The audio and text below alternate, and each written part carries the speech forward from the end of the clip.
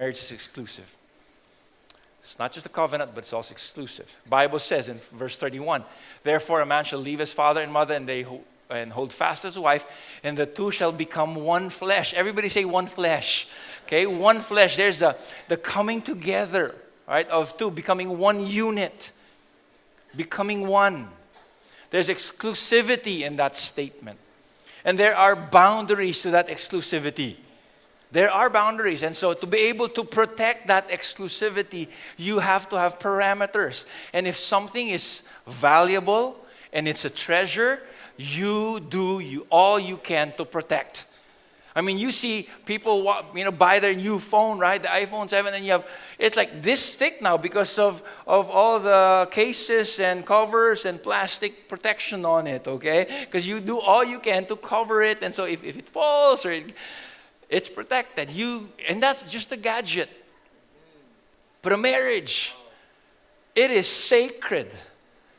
It is from God. It is a covenant that God had instituted, and you do all you can to put parameters. Not because you have to, but because you want to. And so in a marriage, those of you here who are married, and those of you who will get married in the future, you want to put author cases, okay? Those on the phones. I mean, you find your author case for for your marriage. If it means to not text somebody of the opposite gender late at night, then you'll do so to protect it. Or, staying in touch with your old girlfriend or boyfriend.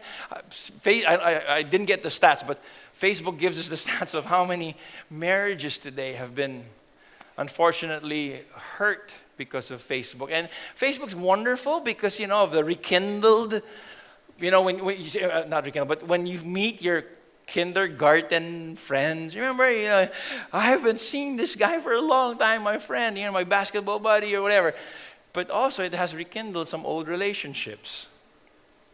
And the reconnection there, unfortunately.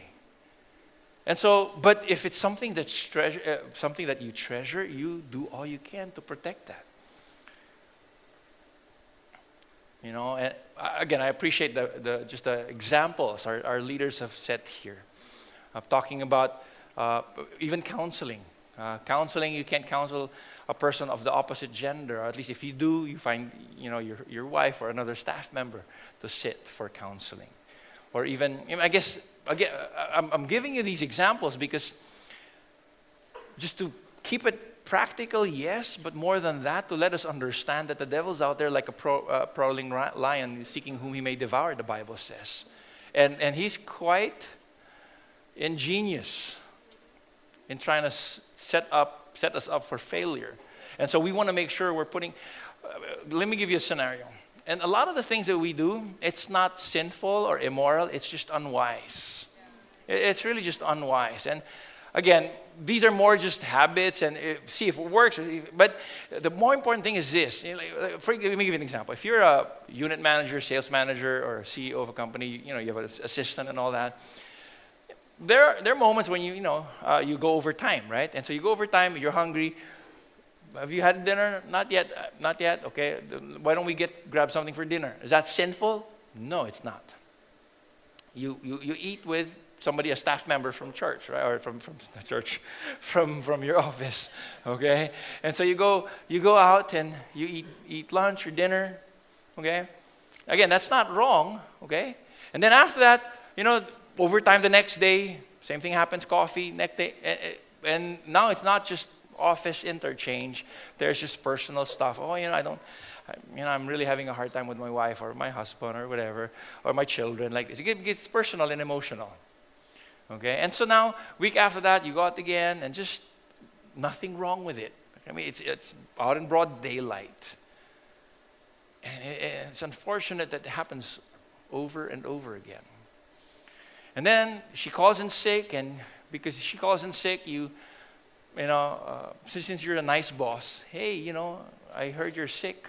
Can I bring chicken soup in your house or your condo unit? And so, you're being a nice boss, right? So what's a nice boss? Chicken soup, right?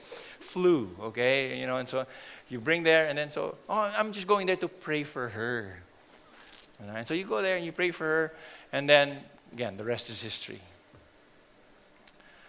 And why do I say that? Because as a pastor, we've seen it over and over and over.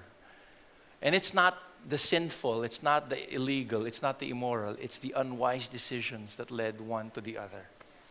And so again, an understanding of exclusivity, an understanding of when something is valuable, you do all you can to protect.